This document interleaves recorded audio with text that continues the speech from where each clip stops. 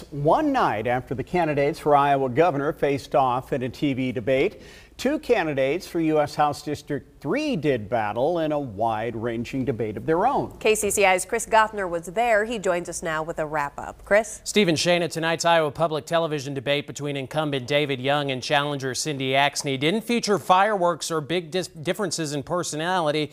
Focused mainly on policy in a race that may be just as much of a toss-up as the one for governor. Two-term incumbent Congressman David Young, a Van Meter Republican, faced West Des Moines Democrat Cindy Axne in Thursday's Iowa Public Television debate. The first policy question dealt with health care. It is the priority of Congress to make sure that we protect those with pre-existing conditions. That is where I stand when it comes to those folks, even within my family. This is a very personal issue for me. He voted for the disastrous Republican health care bill that he actually lied to Iowans and said that he would not vote for, and then turned around in the middle of the night and voted for it, which would take away coverage for pre-existing conditions. The two also answered questions on an issue key to the third, trade. Many ag organizations say tariffs implemented by President Trump have cost farmers. Trump recently signed a new deal with Mexico and Canada. If it's a better deal, then I think we should take it. You know, I've been talking to stakeholders in agriculture and manufacturing who see it as a positive.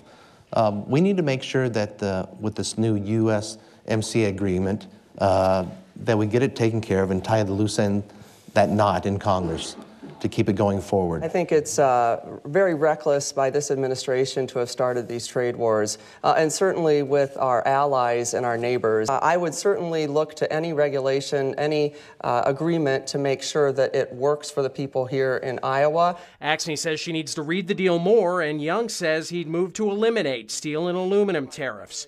Moderators asked Axne about the GOP tax cut bill and if she wants to raise taxes on middle-class Iowans.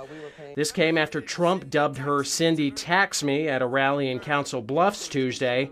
Here was Axne's response. So what's being put out in the media is absolutely false. I have never said the things that they've said. I would expand the child care tax credit. I would make sure that taxes for middle-class families are beneficial to them. For his part, Young said the GOP tax cut bill has helped Iowans, not just rich ones.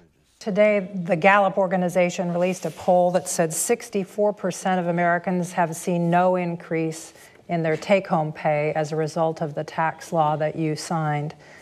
That doesn't appear to be the talking point that voters are hearing from Republicans. Well, that's not what I'm hearing from the people that I represent. Both candidates were light on specifics on how to raise revenue and/or cut programs to balance the federal budget.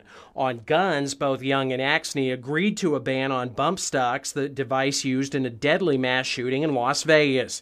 Both also agreed that a wall stretching from Gulf to Pacific is not a cost-effective solution to issues on the southern border, though Young said it may be needed along parts. As to how to pay for roads and bridges, Young was firmer about not raising the federal gas tax.